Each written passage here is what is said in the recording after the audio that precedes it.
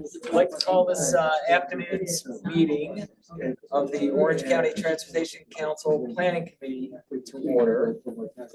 And we're going to start off with roll call. So for everyone in the room, I'll start it off along with my Deputy Commissioner Stacy.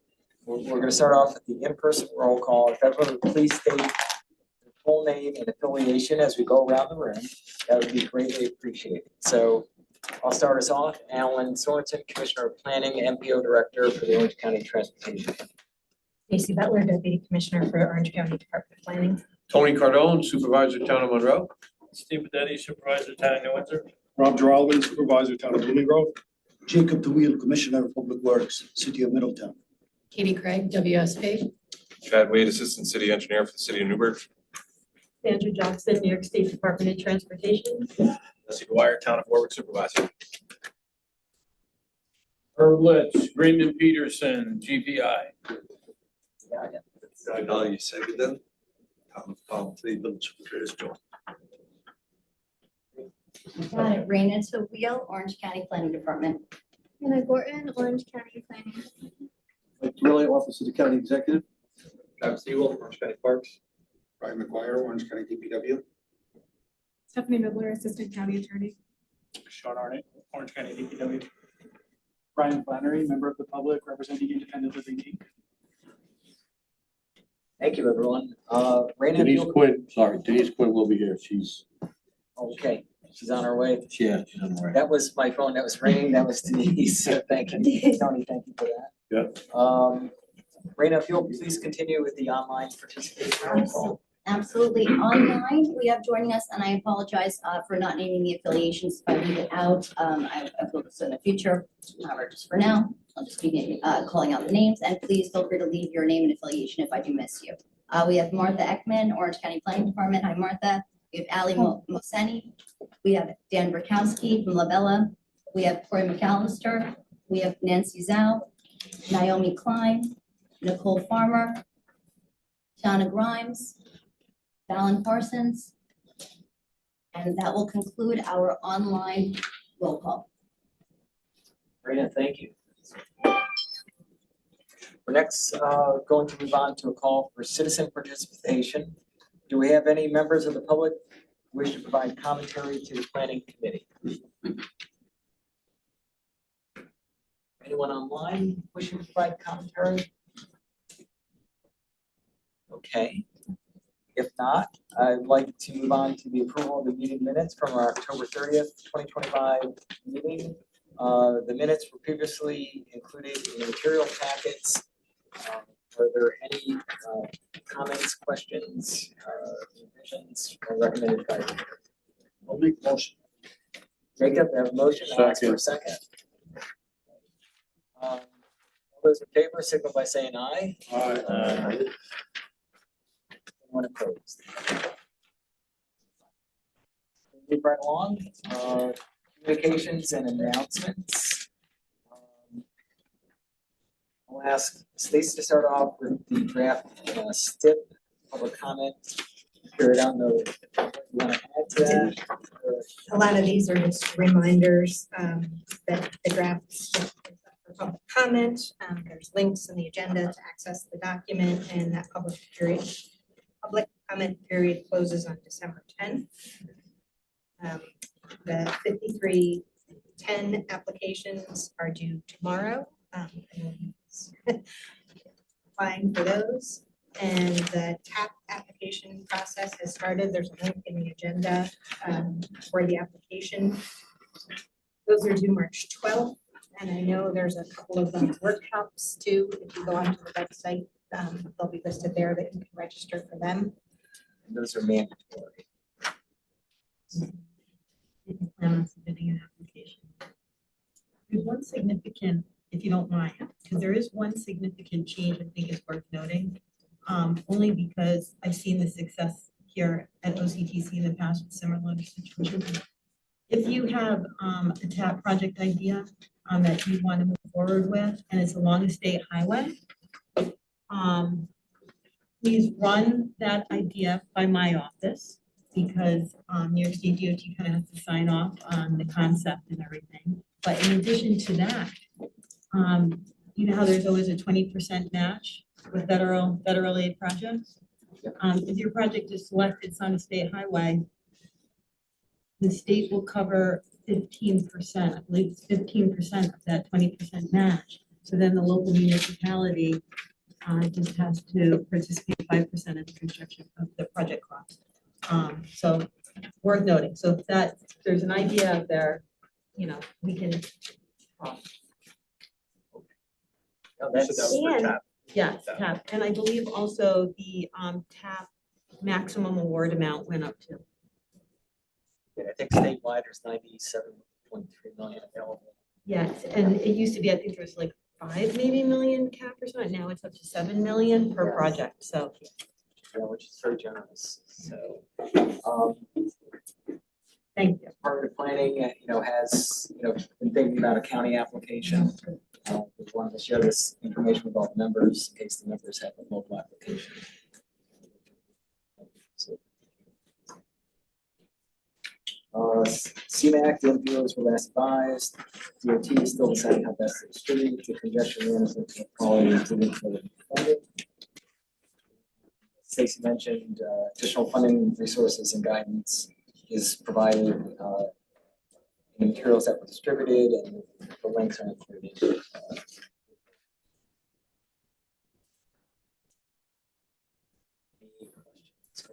I'm gonna move right along to reports on old business. I'm gonna ask Stacy to lead that discussion.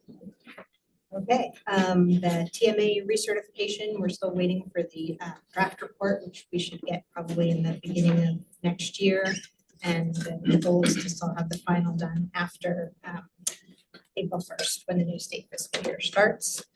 We're still continuing with work on updating the congestion management plan, DCTC and UCTC. This is a requirement for the TMA. And we met with Eric Kranz, who runs the Avail Labs at SUNY, to discuss non-recurring congestion data and how best to analyze that. So that's a work in progress. I spent a lot of time since the last meeting on the functional change requests that are in your packet, or they were distributed to the municipalities that are involved and also enclosed in the packets for the planning committee. We did some additional revisions for the discussion at the last meeting on the operating procedures, as well as the tip selection framework. And I did a lot of research with the other MPOs, tip-related documentation to get you samples of what the other MPOs are doing with that. We drafted and posted the obligation report for 2025, so that is on the TIP web page for the OCTC website. And we created a draft 2026 meeting calendar, which I believe is in the packets. We're going to start discussing the AQ, the air quality conformity process timeline with NIMTEC and DCTC, and the meeting schedules next week on that. We started drafting amendments and add mods in the event of approval of the additional funding for existing TIP projects, so we can get those moving. The policy board approves those. And NISDOT just issued a call letter for the UPWP, which we'll talk about a little bit more in the meeting this. So that update will be occurring. Oh, and then the goal, still working on UPWP reimbursement backlog and hopefully get to Title VI documentation update in the first quarter of next year. Stacey, thank you for that. Just want to acknowledge that Denise Quinn, County Leanda rep, has joined us, so thank you. Sorry, I saw your call coming in. I was in the middle of conversing, so. John Ravilla, I'm sorry. Yes, welcome. Moving on to other member reports. Do any members wish to provide project updates to the planning committee? We had our kickoff for the Jane Street Bridge, DOT. I don't know if you want to have any role in that. Do you want to be involved in the process? But I'd like to be certainly CC'd and excited because that was one of our off-system bridge selections. Yeah, so I mean, unfortunately, we're realizing that it's an incredibly long timeline to get this done. You know, I think if it were a town paid project, we'd have this thing done in 3 months, but it looks like it'll be a 2-year process. Yeah, the more involved. Yeah, so, but everything seems like it's going well. I don't know if you've heard anything. Good, no, I haven't. Thank you. 2 years. 207 Morris Hill Road, Oh, right? Is yeah. that the project that the state is doing? That's That- it, 26 design, 27 build. Yeah, we're in the scoping phase right now, and the engineers are saying that there's benefit to, as part of doing Morris Hill Road, that we should do Route 300 too, because they're so close. There's a gun. Okay, listen, let's not get overly excited. So to No, but, yeah, to that point, they're actually supposed to be doing some emergency road repair. It's at the bid now on the culvert pipes that goes under 207 there. oh, yeah, Which is, to do that corridor, to do that, that should be part and parcel to that. well. I know, I get it, Do them but separately, but, because they're looking at, but it's gonna cost more money, so I'm saying that there's a benefit, but we're still working on the numbers back in the office. But, you let know, me know if you need help. Any update on 17M in Monroe? With regards to which, the bridge project, is it, or paving? No, paving from Okay. the No, village line down through Harriman. I don't know offhand, but I can definitely. Yeah, that would be great, because there was some contractors out there a couple of months ago, and they were not forthcoming, other than they claimed it was gonna be commenced in the spring. Oh, for Route 17 on paving? Okay. Yeah, but, I know we are doing some paving, but I just don't know the limits. yeah, that would be great if you could let me know, Yeah, absolutely. please. Just want to thank DOT for paving that section of Route 17 between Sullivan County border and Circleville. It's probably 200 fewer potholes. It's a nice smooth surface now.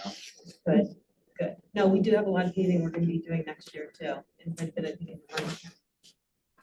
Everyone loves their paving. We're getting a lot done now in Warwick. Okay, good. Yeah, it is nice. Thank you. Nice 3-year project, traffic, right up to election day, pretty much traffic, 2027. But it's all good stuff, all progress. Move on to old business. If there's no further updates. Gonna ask Stacy to lead us in discussion on next steps for the reclassification of roads in the vicinity of the village of Curious Joel.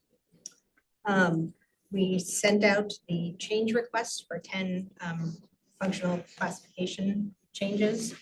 And the packets, and they've been sent to all the municipal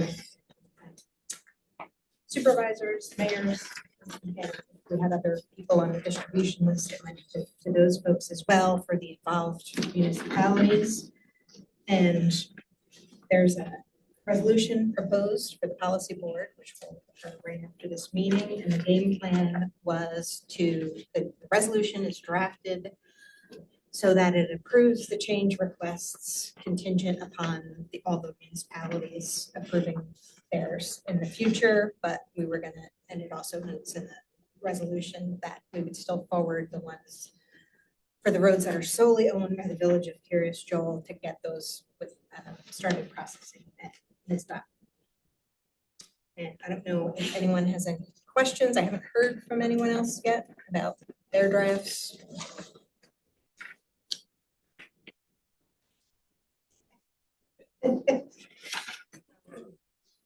The other thing. So just a quick question, sorry.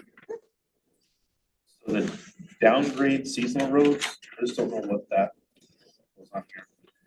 That is, all this is here, there's maps in the packet, but it's a road that runs right near Gonzaga Park. Yep. That's, Runs right through Gonzaga Park. It's basically the entrance to Gonzaga. And that runs down through it. Gated to Gonzaga. First 100 feet, town one road. Down and it's- So it's just the portion of the road that's seasonal that can be downgraded. So it's just the park entrance really.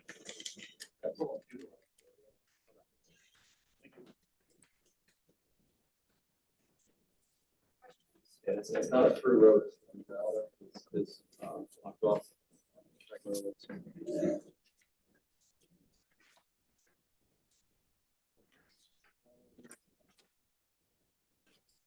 Draft revisions to the operating procedures have been distributed.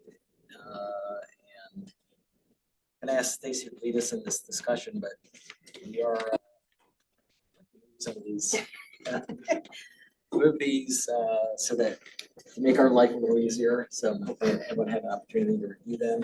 Any questions, comments?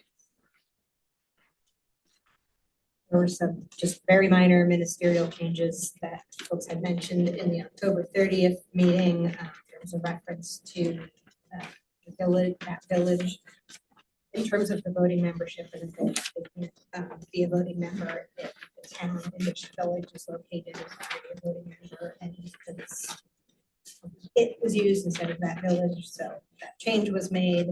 And then also in the section regarding failure to attend, that was changed to all voting members instead of just towns and villages. And then the page numbers were right.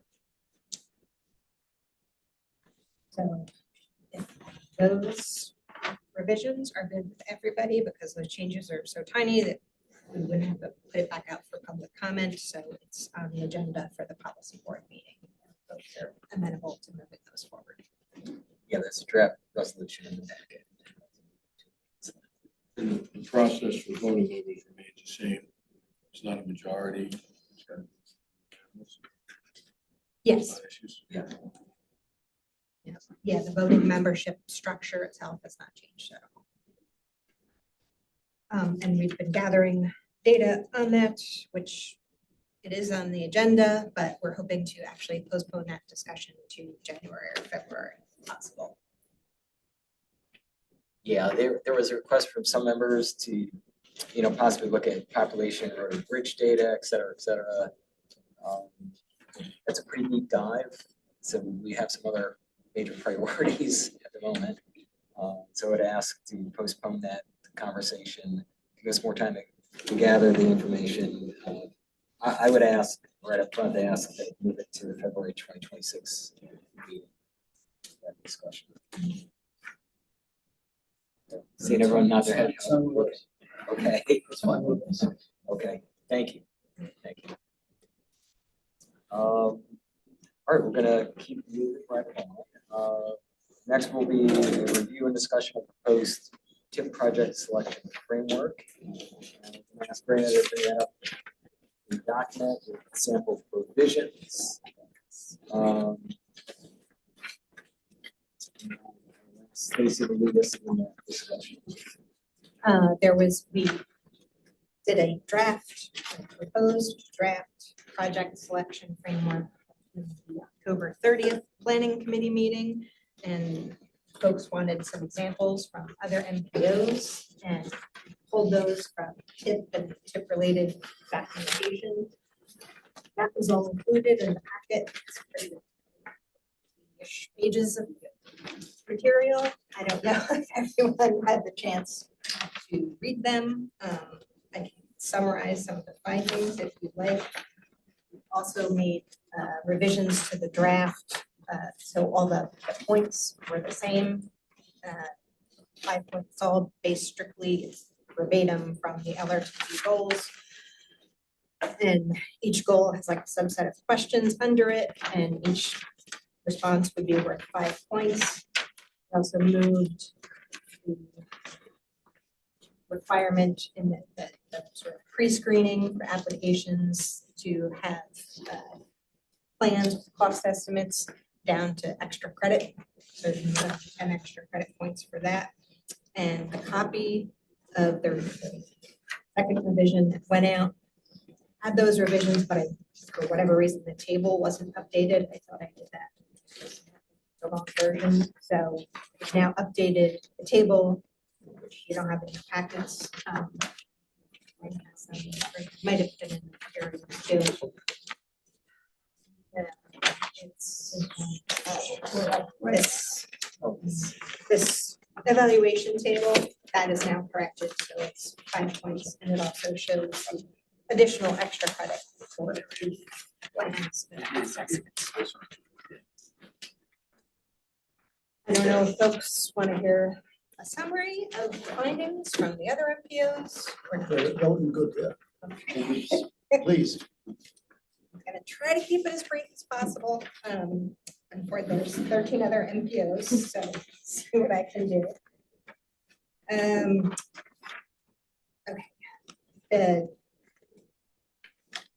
Just trying to decide where I want to start. The MPOs, they have a variety of different, either their project selection, or I apologize, project screening.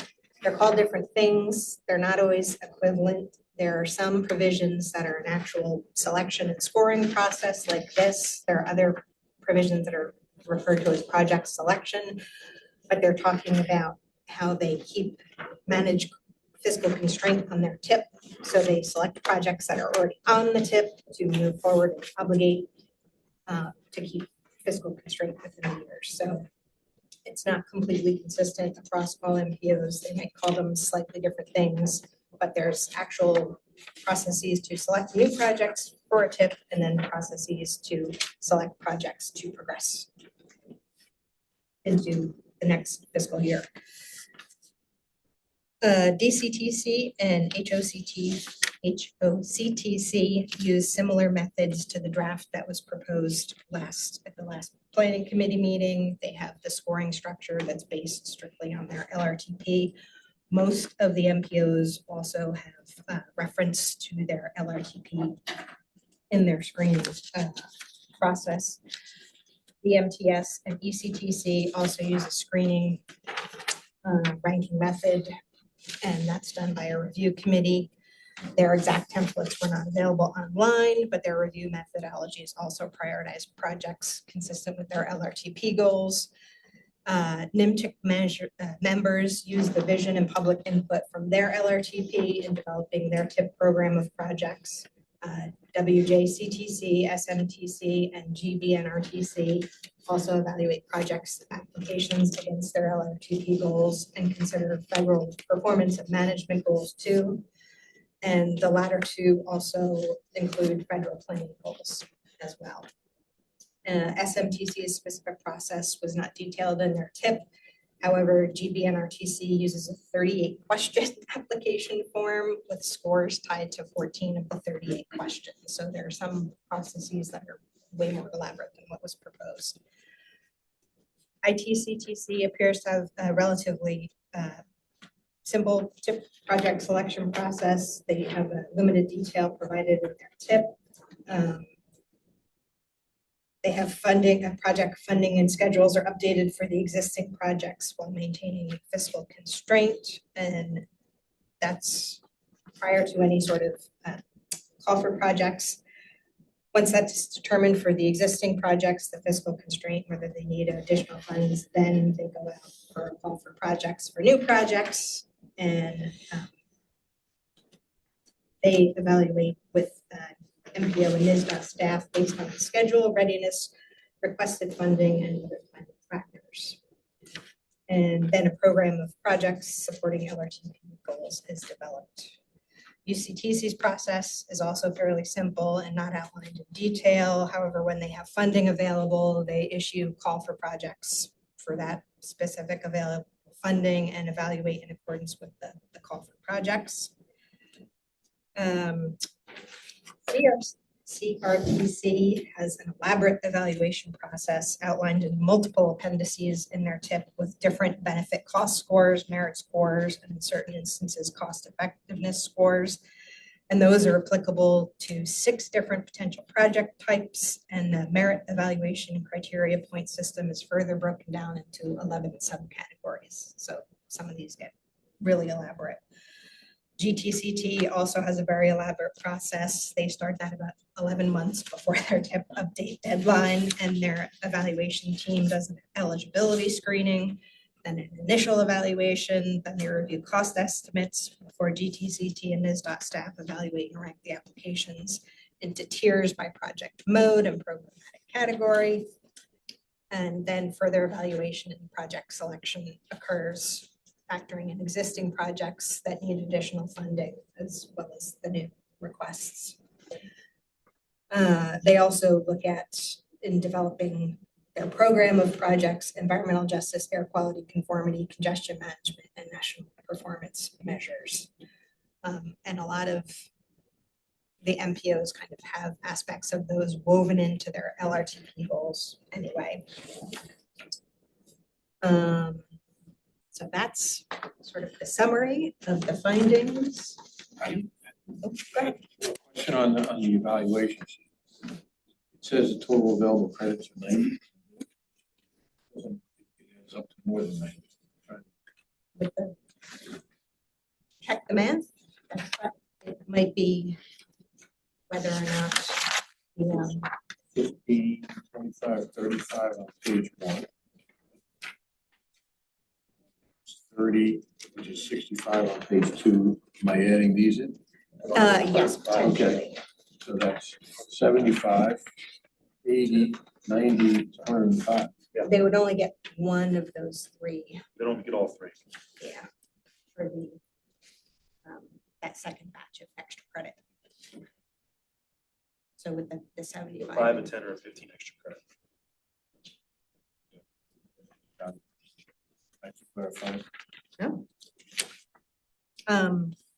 So yeah, it's up to OCTC as members as to whether they want to do a project selection framework. It's going to be a recommendation in the TMA report. But how it's done and the scoring is up to the membership to decide. So I don't know if folks have thoughts about this. Have you Take more tested- time have to you tested this? Take maybe some existing projects and run it through the screening to see. To score? To give it this, to that. Okay, so we've done things like this back in our office too. It's a tool. It's a tool to help you as a group rank projects. But I think the important thing is for the group to understand it could be used as a tool and it doesn't have to be all or nothing. So the tool can produce a potential ranking, but then the members could still use their knowledge based on other items on what you would decide to actually fund, not fund. Do you know, it's a tool for if you have like 20 projects and you're like, where do we start? Where do we start on deciding how to spend the limited money on 20 project applications? So I think that's important, you know, it's not. And the second piece is, a lot of times what we'll do in the office when I've been involved in doing these is, you've got a nice draft here, take like 5 projects, maybe even 5 existing projects, run them through and see, does it give you the results that you would expect? Also, another piece to think about as you're, you know, drafting these is sometimes, like if you're doing a call for bridge projects, you really might need something a little bit more specific to bridge projects. Or sometimes it's hard to have one ranking thing that's going to work for everything. So maybe that's something to think about too. Like this could be your base, and then you might want to adjust based on the call for projects. And that's something you'll CRTC and GTC, if the, whether they're provided in the packets or through links, they have kind of subcategories like that Sandra mentioned, where there's specific criteria by project type that you can look at if you want. It makes it a little bit more elaborate. I guess it does or it doesn't, because if you're doing a very specific call for projects like just for bridges, then, you know, and to your first point, and I don't have an exact count, but if you review all of what each MPO is doing, a lot of them do, there's a preliminary committee that's usually staff and MPO staff or NISDOT staff, or maybe there's a TIP subcommittee. They go through, they score everything, they bring it to the planning committee, and it's a recommendation. So it's not, locked in that you have to award the top ones, but it's a. I think there place should to be start. something in here that for a municipality that has not received funding in so many years, they get extra points. Because, if it keeps going to the same area over and over again, and, there's multiple towns that have submitted, and the other towns keep not getting the money, I don't feel that that's fair. Shouldn't it be like merits based? Well, it would be Instead of- merits based, but I mean, what if, two applicants are close to having the same merits, but one applicant keeps getting it? That's not fair. What's that? Like the county. CDBG does that. If you have not gotten an Right, but then- award in a number of years, you get additional points for your Right. project. Add something like that to the extra credit points. Right. Yeah, maybe an extra credit. What's important is what Sandra said. Those are a lot of the soft considerations. The Yeah. other soft consideration is, I'll give you an example. This might be your data-driven ranking, right? But then you have soft considerations, which would be, when was the last time they got funding? Or what's their record on delivery, Right. Yeah. right? Yeah. That's Yeah. so those are the ones that I consider almost like the soft ones that you would use after you do a data-driven ranking. Like this should be like very data-driven, right? Let's just, none of the soft considerations. But again, it would be up to this group. Do you want to include the soft considerations in it for the point-based, or is that just part of the, Planning committee review after the. That's right, after the technical smaller group does its first round. So you're talking about something also associated with the previous project that didn't come in under budget. No, not so much that, but more of like, I think sometimes what's considered, and I think this is the sponsor's ability to deliver, It's kind of like the CBDG when you have a time frame that you have to have the project completed by to be able to get the funds, otherwise you forfeit them, is probably what Yeah, she's. it's just kind of showing that, Yeah, often or, happen. or like What's you that? get another Often soft, happen. Right. another soft consideration would be even, not necessarily maybe the delivery, but the experience too, that the sponsor might have. Have they done federal aid projects before successfully or not so successfully? I mean, these are all considerations because you want to, ultimately, you want to be selecting projects that not only maybe match the needs of your long-range plan, but are realistic. Right. Yes. And that, so, there's a lot going on in project selection, I think outside of the initial ranking. Yes. But this is a great place to start. And OCC, you don't have anything like this currently? No. So it's based on just whatever sounds good? No. This Consensus voting. is, It's unanimous. Oh, Right. ultimately. Yeah, ultimately, Exactly. just based on, the other one sounds good. a lot of what's on the tip has been there for many, many years, which is another thing that's gonna come up in the recommendations from our recertification. If I may, again, the scoring is just a guideline. It's not a definite, that's it, you scored 10, whatever, 90. Out of 90, that means your project is gonna be Yeah, I think 100%. There's other needs behind that project, although it might sound very good, you get 90 points. It may not be as necessary as other communities' project. So in addition, you could have applied after this, the points system scored, and then apply that at the very end for the decision, actually. And we do that in our office too. We have a couple of little ranking sheets that we use to help kind of focus our decision-making too. Because we also have a lot of needs and limited money. So for like our resiliency projects, we have something that kind of helps us rank them. But then again, we don't go just based on what the ranking says. Then we factor in other things that we know about the different projects, the sites and all sorts of things. I would just like to ask for consensus for our team to kind of continue to work from this draft. My recommendation, we not go to the super elaborate, Rube Goldberg review process and, I think what Stacy's prepared here is a really good, straightforward draft to help us evaluate it. Ask the members to, look through it. If you have other suggestions for, like that were discussed here today that you think would be good criteria to add, please share that with us. And we'll continue to refine this. Sounds good. Thank you. Yeah.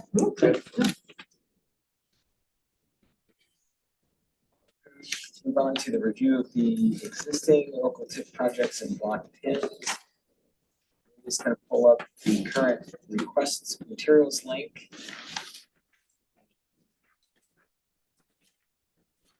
To lead that discussion. Kind of work from this page right here. Perfect, thank you. We had one additional request come in after the October 30th meeting, so that was for the city of Middletown. That was included in this month's packet or this meeting's packet, but I didn't include all the previous ones that are also up on the screen. Nicole Farmer was kind enough to put this together for us. And there's been a slight change in the recommendation in terms of the funding breakdown. If we, sorry. Okay, all right. In the gray, if you can scroll down to the gray boxes a little bit, you'll see that there's STBG large urban, CMAC, and then CRP large urban and CRP medium urban. Sorry, can you make it full screen? Not that we don't like seeing you up there, Jesse. Yeah. It's gonna really do that. A little small. 1 second. Too small. Too small. Yeah. There we go. Thank you. How's that look better? Good. There you go. There we go. Okay. In October, we were talking about just STBG large urban and CMAC, because we do have CMAC funding. I think we didn't have quite enough to fund all the projects through STBG large urban, because we were trying to do what they were currently funded with. You'll see now the two City of Newburgh projects, which are actually related, they're kind of one almost, are now proposed to use CRP large urban and medium urban, and the Curious Joel project for STBG large urban and the Heritage Trail and the Middletown, the new request with CMAC funding. And if we can go, the reason for that, if we can go back up to the yellow blocks and the green, you'll see we've zeroed out funding in FY 26 and 27 and mostly through 28. We wanted to use the CRP funding because that's going to be most at risk if we don't spend that, because it's the carbon reduction program. So if we use that for the City of Newburgh projects, it should work because they've already been eligible for CMAC. And I emailed Chad about this yesterday. I don't know if he's had the chance to look at it. So that spends that money down, so it puts us at less risk of losing it. And then you'll see there's still some CMAC funding for 2028. And we have funding across almost all categories for 2029. And then the remaining, which is off-system bridge and HSIP, that's something we actually need to call for projects for this. What falls in under this 2026. HSIP? What types of projects? Yeah, that's Highway Safety Improvement Program funding. Pedestrian safety, crosswalks, that kind of thing too. I think so. Yeah. All right. We can circulate the fact sheet or a link to that. So that'll have, To have a refresher on all of them, CMAC as well. So if you have that for the program that John just asked, why don't you just describe again all the fun? sure, we can CMAC, send, for example, I Yeah. see. I think something went out earlier in October, maybe the meeting before, where we had links to all the fact sheets and the funding. But yeah, we can resend those to folks. They're okay, all they're that, not John? great. I don't remember the HSIP. You didn't read all that stuff. See that, yeah, done. Ready? That, the Quiz? fact sheets, I'm sorry, go ahead. Can I have a quiz? The fact sheets kind of tend to list sometimes just more sort of new eligibilities, not always all the eligibilities. So unfortunately, it sometimes behooves you to go into the statute itself or the regulation to look at all the categories. But if anyone has questions, just email us and we can try to help sort that out. I think also in the tip, you have like part of the introduction to the tip describes each project. Yeah, So you there's can a, take it from there. Just take those 2 pages. yeah, there's that. And then in the beginning of the agenda, we have additional funding resources and guidance. That US DOT Navigator has just a ton of information on how to apply for grants, how to research grants, what they're for. That's a very good resource for folks to use. So if the committee is amenable to this breakdown of funding. Yeah, so basically, as a committee, 5 projects were identified as having some level of funding shortfall existing. And what we were able to do here was taking your current available funds in the blocks, which is the yellow box. We were able to then fit the 5 projects that have shortfalls, match it up with monies that are available in 26, 27, 28 primarily, which is a really good thing because honestly, at this point, just stepping into 2026, it would be incredibly difficult for this, MPO to identify projects that could spend the 26 and 27 money from starting from step 1. So the fact that you have some existing projects that have shortfalls, money is available in 26, 27, which goes to your point. It's good to get the money programmed and spent. You don't want to be at risk for losing it. And then the MPO still has a significant amount of money that's unprogrammed. That would be the 2 green boxes. 2 green, yeah. So, yep. Huge. Yeah. Roads and bridges.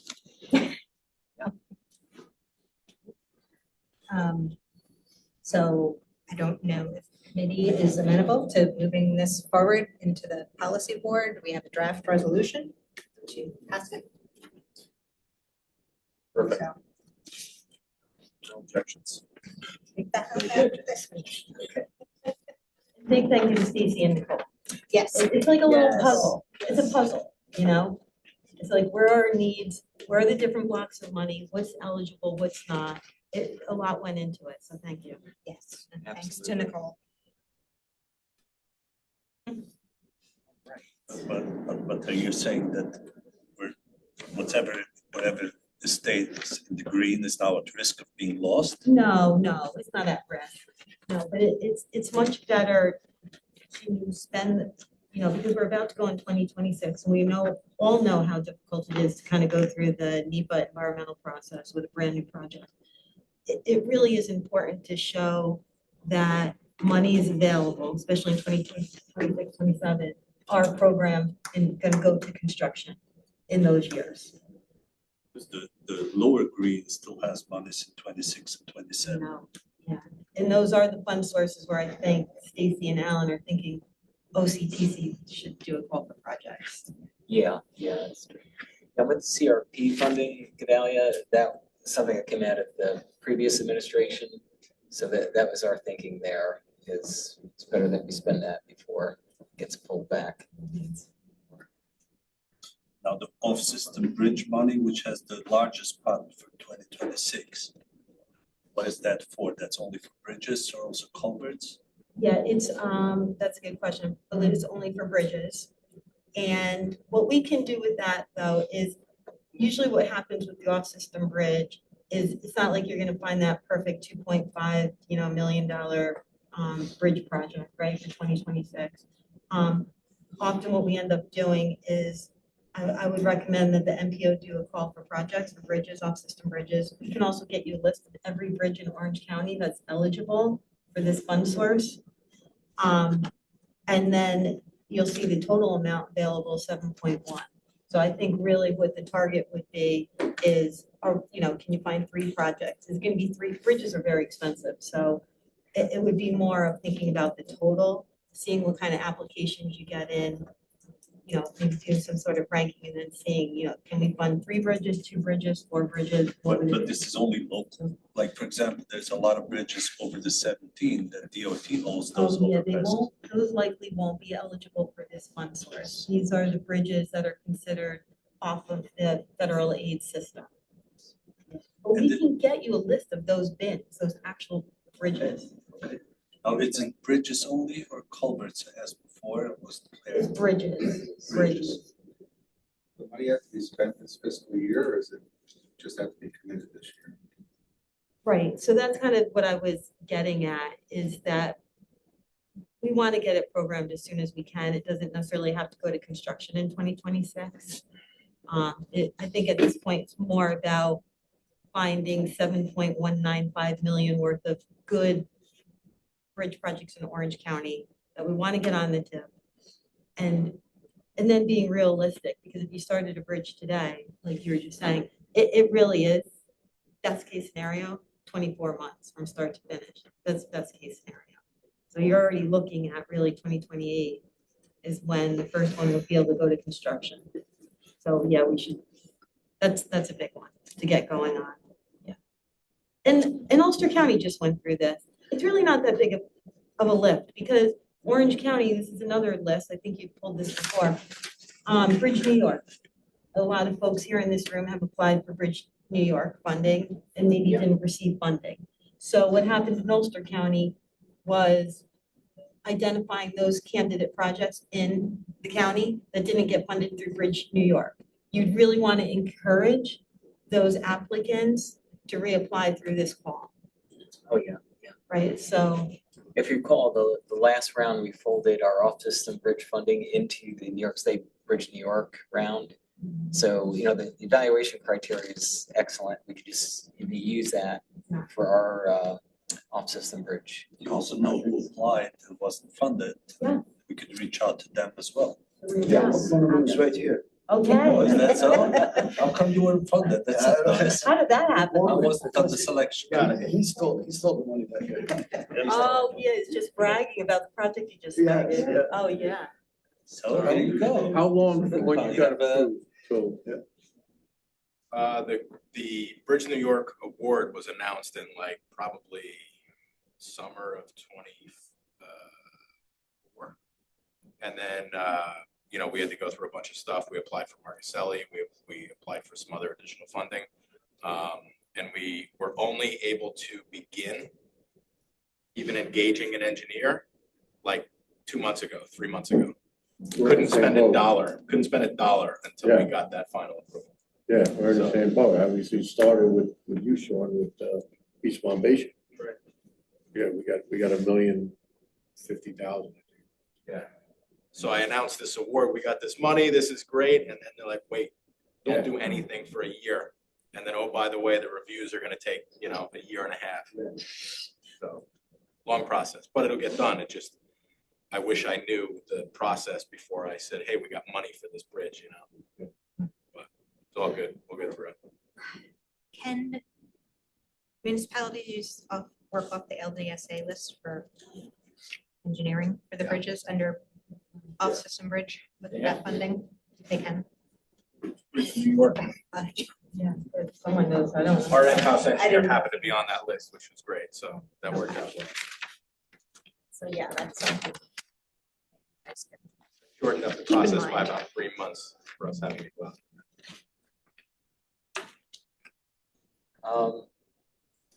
Good discussion, and thank you.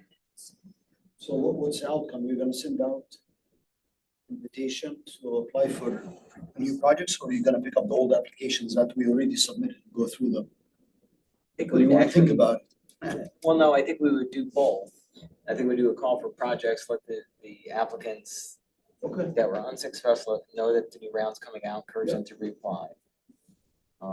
So that we're, because we would we clearly want to have projects also that are gonna perform, and that we know that can get completed in the appropriate timeframe, so. Might want to I'm do not sure. CMAQ at the same time. I'm not sure how much money the Middletown project is for, but if it fits in the 2026 amount, we may wanna deal with 2026 separately because we're right there. And if Middletown has a project that they have submitted and it could be done with the funding that's available for 2026, you may wanna fund that project and do the call for projects for 27, 28, 29. Do you remember how much your I project was don't for? remember honestly, but I appreciate the thought. I don't remember. I have to look in the application. I have to I'm look sure at it's the file. more now. Yeah. No, nothing has gotten cheaper. Yeah. I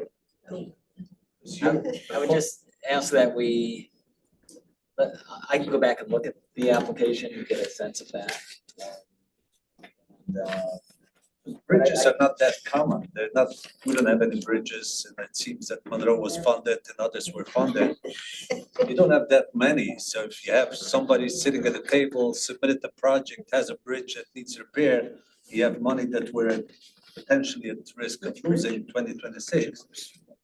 You need a big matchmaker to make that match. No, understood. I don't think the Bridge New York funding's in jeopardy. We're trying to do two things, trying to solve two issues. One, coming off the TMA certification, they kind of want us to have a process for selecting projects, so. There's gonna be enough for that. Oh, yes. Yeah, but if we did, we'll call for projects and select that bridge, for example, then we'll have also met the obligation of having a process for selecting projects. So. That's what I was just gonna say too. Can you expand the sheet, Raina, and bring up like the green area in particular? It's probably better to do, or even if it's one call for projects, do off-system bridge is kind of like one thing, HSP as another, and then maybe do a combined one for CMAC and CRP for the rest of the tip years, because that's sort of similar. Eligible uses. That's probably the best bet, but we can talk about that further. What do you have in mind? When do you wanna release a call for project? Ideally, it would be after we develop, but I don't know if that may take too much time, After we develop what, the selection? the selection framework. But otherwise, I People can, could submit, it takes, you need to give them at least like a couple of weeks to submit. You can have enough time to complete the selection process before they submit. So if you do a call for project, you need to give applicants, what, a month or more? I would say at At least. least a few months. Right. So you're still gonna have those 2 months to finish up the selection process. I'm just thinking about our internal calendar, so we gotta get through the UPWP. But I think, we'll have a draft together, by the end of January, which, will then be sent to the state for its 30-day review. We have to adopt it by March 1st. So. The selection process, UPW, okay. UPWP. But, concurrently, we can be working on the selection criteria. I think it's gonna be a little bit easier for the off-system bridge, because my recommendation would be to use the Bridge New York selection criteria rather than reinvent the wheel, because I think That's what excellent criteria. UCTC did. That's gonna keep Middletown out again. Yeah, exactly. Herb, I just want to. He's not happy with the selection process. Why would he wanna duplicate? I wasn't happy then. I think what happens sometimes with bridges, they get somewhere bridges, all the applicants are good. You know what I mean? It just becomes a cutoff line at some point. You could have. Oh, you're M. Could have been just. Should have A at the beginning. Yeah. Unlike the Bridge New York program, all bridges qualify for Bridge New York. Off-system bridges, there's only a limited number in Orange County that would qualify for that funding. Sandra, would you be able to give a list of the VIN numbers of the bridges that are off-system? Herb, I already offered that twice. You're not listening to me. Oh, no, I was listening, but I don't think the other Yes, people Sandra, I were. think you should give that list. No, Stan- Sandra, we want the list. No. Then you already have a list of bridges that would qualify for that federal funding. Yes. And then you can prioritize based upon the applicants from the county that submit. Understood. And don't Because to submit a bridge that's not gonna qualify for the funding is just wasting time. Right, and I would say And we could though, add that to the announcement, that list. So if you're not on this list, don't apply. Yeah, exactly. Yeah, No, that's a good exactly. idea. That is You smart. guys got a question? What's an off-system bridge? yeah, no, I don't like the terminology either. Now you gotta try So the system is the federal aid eligible system. That's the off system that they're referring to. So it's bridges that are not on the federal aid system. Can I give you an example? Yes. Yeah, please. We just did this for Ulster County. Typically, they're bridges that are not part of the federal system, which means they really don't connect to anything. The bridges that were successful in Orange County were dead-end roads, one way in, one way out. So it's not part of the federal system, it's just a, That would not be your bridge. you know, they have, the one bridge services 10 people or 10 houses, the other bridge services 13, but it's the only way in and out. But So you'd be Off-system surprised, bridge. the list is all over the place. We'll get you the list because we had a bridge, actually go to your point earlier, we had a bridge and it was actually, it was a local road over Interstate 684. And it qualified for off-system bridge. And we were able to do bridge decks, but it was a bridge over the interstate. So Wow. they're really I all have a over, bridge they can be kind of. That goes all over 84 that has huge holes in it. And it might be eligible for off-system bridge, so we'll get the list. Um, Nicole already has the McManus list. Road. And we'll send it out to everyone. We And thought it was we'll- Walkill's Bridge, but we just found out it's our Oh, responsibility. congratulations. And we'll put the owner, we'll put a lot of information in the table, okay? The bin, the feature carried across, how big it is, and who the owner is. Can I just add in and say it's also it's tied to functional class, so I don't know if that helps people understand. Anything functional classes 9 and 19 are considered local roads, so that those would be the structures that are eligible. It's a local road. It's McManus Road. I know. Okay. But No, we'll get the actual well, list. thank you. So we'll get that list. We'll include that in the request for application. It does not sound like it's gonna be even close to what the grant is, the available funding is though. Yeah, that's If it goes over 84, that's gonna be expensive. Yeah, but maybe you want to do a bridge deck, or maybe you just gotta do Yeah. steel repair. You never know. I would suggest really think seriously about March. So the TAP, right? TAP Yes. applications are due in March. That might be a nice time then to roll out the availability of. It's an excellent suggestion. I would ask for consensus. Give us till March to get that out. sure. It is a good time, yeah, March is because we're gonna be, soon, it's gonna be a lot of work to get the TAP applications in. They're due March 12th. We have UPWP that is due March 1st. So, yeah. So we'll work to get everything together for that mid-March. All right, Now, you have, one make like a maximum funding per grant per application or? that is a very good question. If you do, you might kill the other project. You might kill, let's see. Let's apply without any limits in there and see what comes through, because you could kill the projects. I mean, what's good, I think what will happen, it's, you know, you start off with the highest rated applications. And then, you know, at some point, there's only a limited amount of funding left over. I wasn't referring to bridges. Are you I was thinking we referring should do to- Okay. I was gonna, Typically, Okay.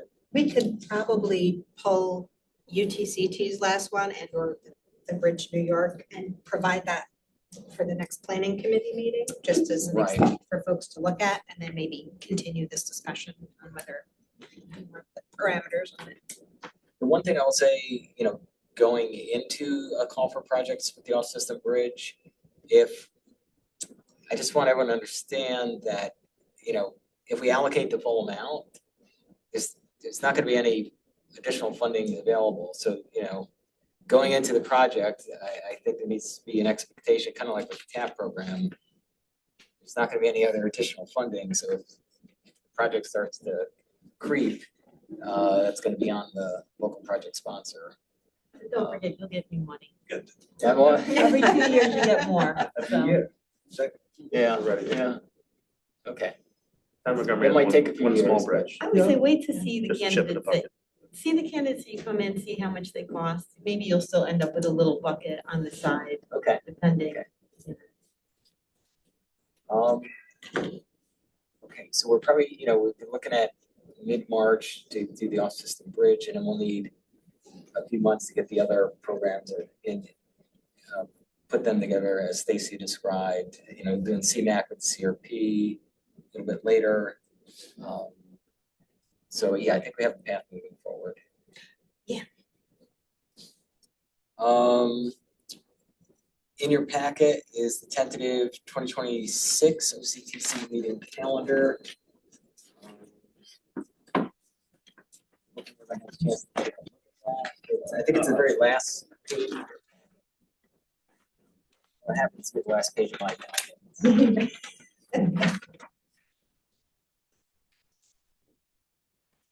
We basically just wanted to check if there's any major events people know of that presents a major conflict.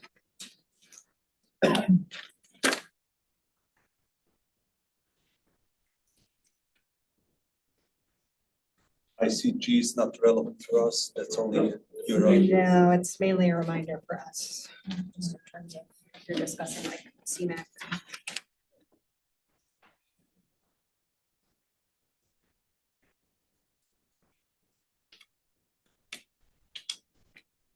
Well, we're gonna go with that then.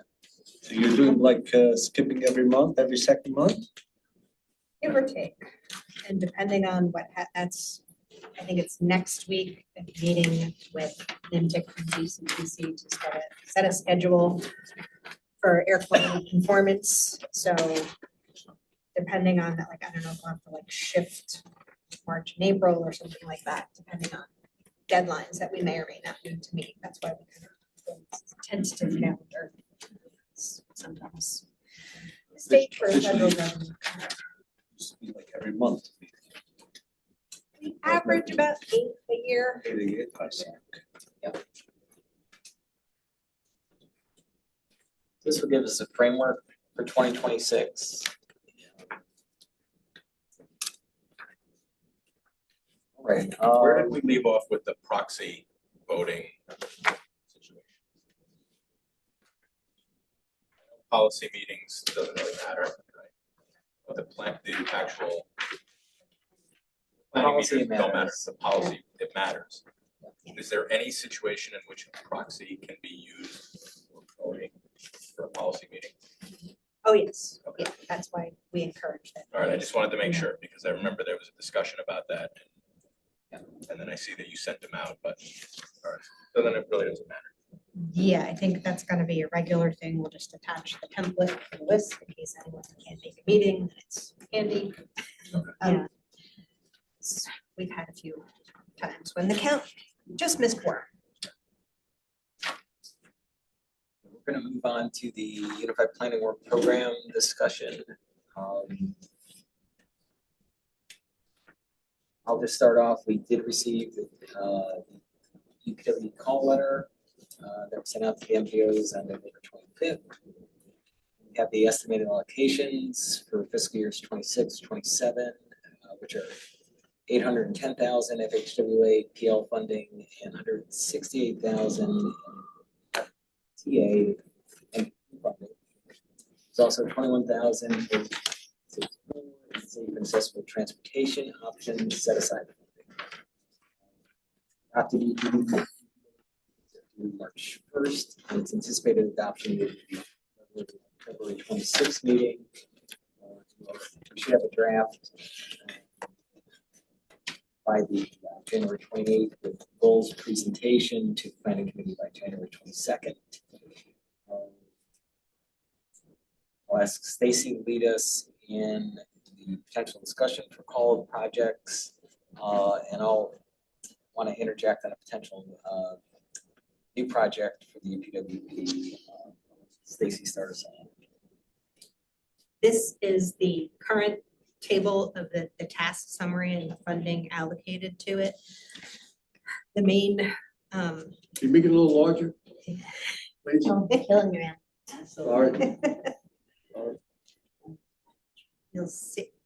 Oop, That's if good. you- And slide up so we can see that cooperative, it's under the project, that first line, it's cooperative community transportation planning under there, right where the cursor is. That's kind of the pot of funds that's available for studies for local projects. You'll see right now, we have, I think that first column is total federal funds available. Oh no, that's all sources. The federal total is fourth column over, 683,604. And then we just got additional funding this year, so that's another 810,000 in PL and 168,746 in FTA MPP. So there's the possibility, if you guys desire to do a call for projects, to use that funding for additional studies.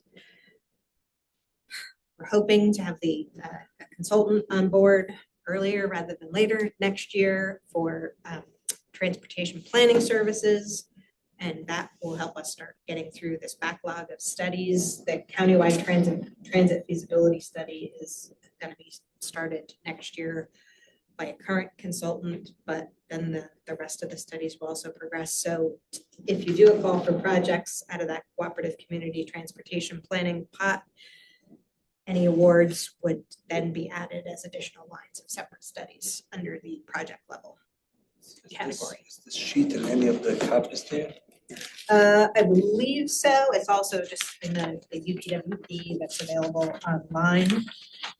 And the other thing I want to say is because of the timing, we just got the call letter from NISDOT, and because we have to have a draft to them by January 28th, if we do a call for projects, we may want to do that later in the new year and then amend. And you mean a call for study, just Yeah, so for these guys study, yeah. aren't getting confused, yeah, call for study ideas. Recommending any studies. Description of what those projects are, like you have Orange County roadway safety, 17M, US 6 corridor, who are doing those studies? Those are all spelled out with little descriptions in the narrative for the UPWP, but the goal is to have the transportation planning consultant services contract task order based, so that consultant and or sub-consultants will perform those studies. I want to report back to Montgomery that Montgomery Area Traffic Study is studying which areas. I don't know if I've seen that. That's for the town and the village because of like Neely Town Road, and the truck It's traffic. kind of the truck bypass study. It's. That's what that is? Okay, just want to make sure if there's not a new, because there was a request for some other things, so I want to make sure that's not the same. I don't want to duplicate. And that's listed in the UPWP, so that maybe if they want to take a look at that, if we want to revise that for them, that's the other thing. If any of you have studies already listed that we may need to revise and update, let us know now. Can I see 17M Route 6 studies on here? Yes. I know we got to get that one off the ground. So that is the whole reason for the on-call transportation planning consultant. Because once we have that contract in place and some additional staff, we'll be able to ask for task orders from that transportation consultant to do these studies. So Stacy's already drafted the RFP, and that is we'll start moving through the process in the coming weeks, and we're hoping to get that out in the street very early part of 2026. Get a consultant retained, and then get these studies underway. This can be one consultant for transportation and transit? No, we have a transit on-call transit consultant. That's Transpo. And so this would be a second. That's covered already with the second line, which says countywide transit feasibility study. That's Transpo. Yeah. So there's no call for projects or call for studies there. It's already part of his to-do list. He has or is he flexible to add or?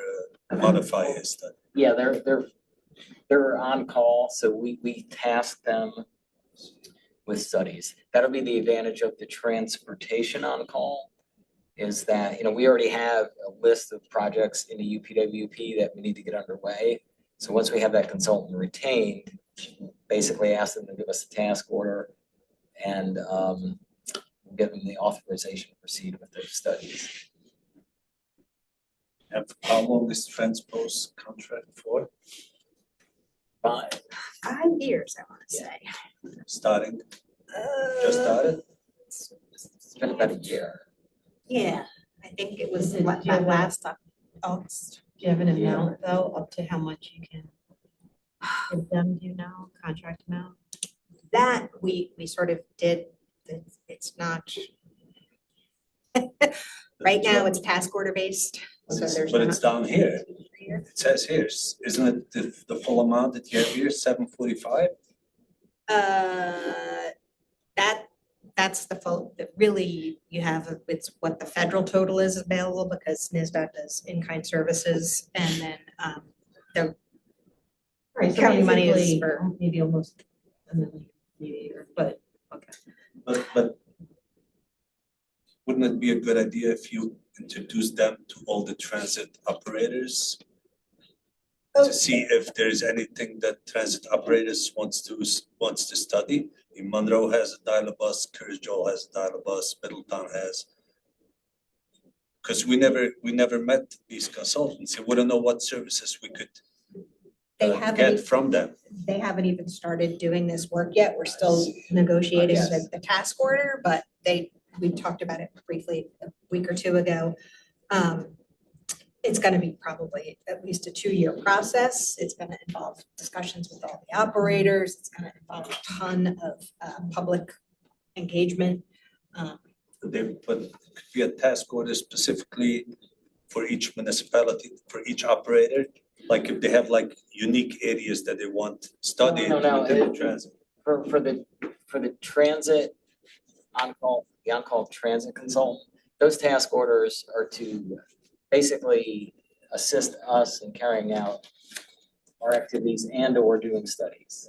For example, if a community wants to study route modifications, could they piggyback into Transpo to get their services for route modifications? Yes. Yes, We've yes. already had. But that introduction needs to be made with operators, so they know that there's a Transpo group working for transit providers. Well, it's a contract for the county for Transit Orange. And it's just like any other, piggyback. If other municipalities want to use a piggyback contract, they can.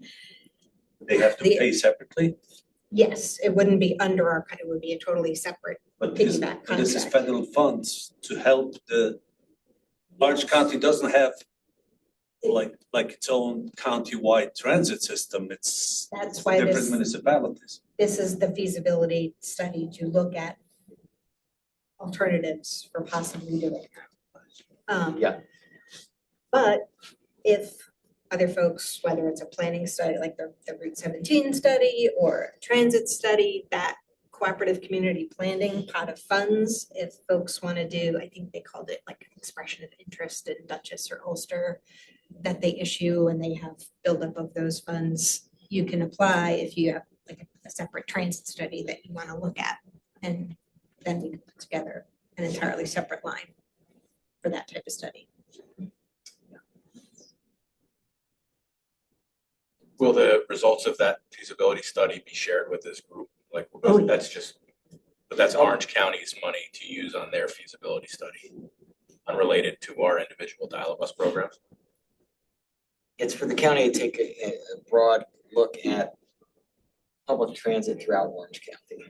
So right now we're 16 separate operators. At least 15, it might be 16, depending on how you count. Yeah, that's how you count.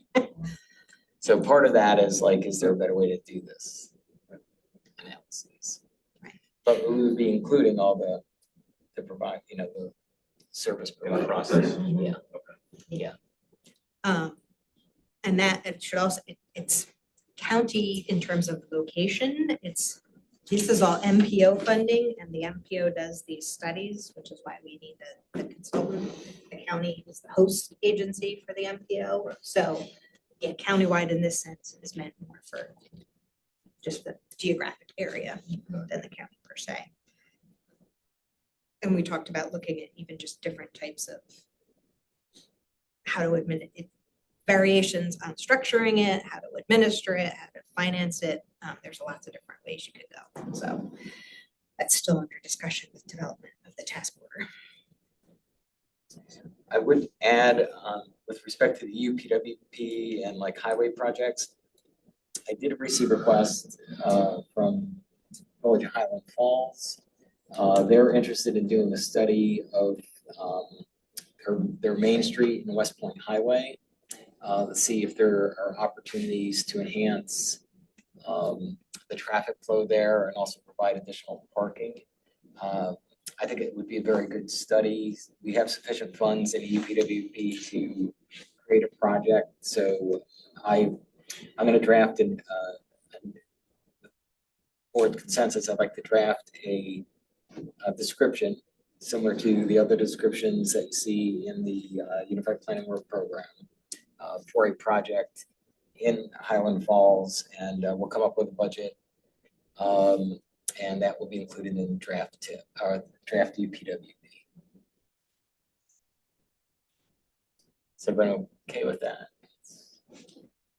Just don't have the exact clarity. What part of studies is expected to be done on the local level? And what part becomes part of the MPO? Well, the LRTP is. For example, each municipality, when they do their own comprehensive plan, it has traffic components in it. They hire and pay for their traffic consultants to do their traffic components. What falls under the local level and what? There's no, I guess, constraints on who can do which studies. This is more, it's federal funding, so that also means you're gonna have federal contracts and all the terms and conditions and everything else that goes with it. In terms of spending UPWP funding, and Sandra, please correct me if I'm wrong or anyone else online.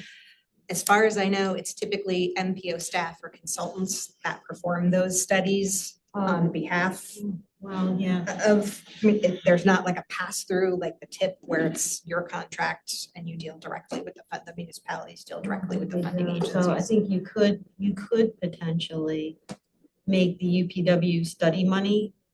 You could do like a call for projects, and I believe others could do the study. So if you had a member, as long as, right, a municipality wanted to do a transportation study, they could use UPWP funds.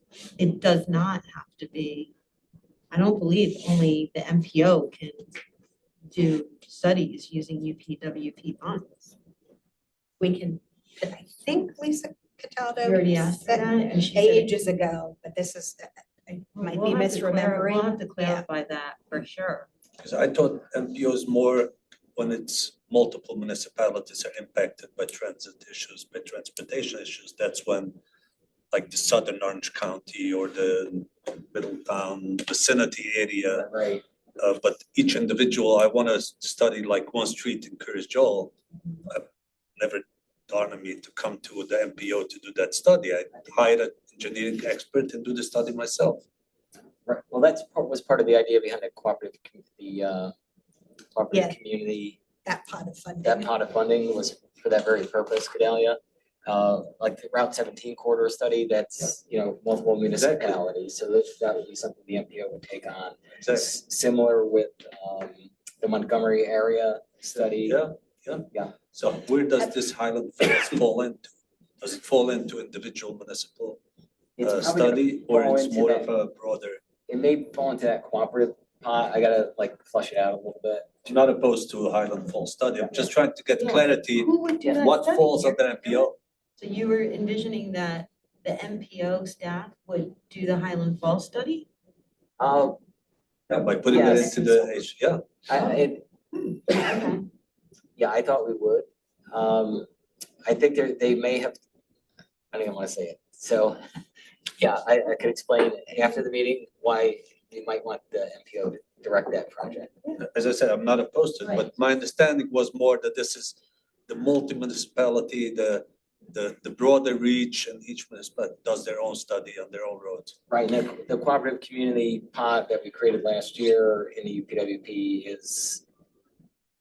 was designed, they would do a letter of interest to us, and then, Stacey, correct me if I'm wrong, that is something that we might also be able to, I think initially we were thinking that's something that we could task the transportation on-call consultant to undertake. Which, yes. I think the other thing I want to say, just to inject, the MPOs, they sort of do a variety of things. Sometimes they're looking at a specific intersection, they're looking at a specific road, they're looking at, a highway that runs through the county. That money can be used for all sorts of different studies and plans, but I just want to say that this MPO gets about a total of $1 million, just over $1 million per year in UPWP funding, which does not go far. It pays for staff, it pays for the consultant. We currently have a backlog because these studies are backlogged, but once the consultant comes on board, that's going to get spent down pretty quickly. So you're going to have less than, I don't know, in terms of staff and consultant expenses, there's probably not going to be a huge pot of extra funding. They're all good questions though, so thank you. And I guess that's the other thing, in lieu of doing a call for projects, if other folks have things, if they submit, like the Village of Highland Falls, submit a letter of interest, that's something else that can be done.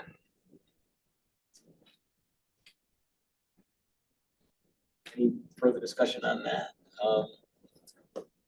Move things along, our next OCTC meeting dates, just for reference. Talk about the calendar. The meetings will be from 1 to 3 p.m. here at classroom number 4 at the Fire Training Center. And we're looking at Thursday, January 22nd, Thursday, February 26th, and Thursday, April 16th. And, there's no further discussion on that. I'll ask for an adjournment. Second. Okay.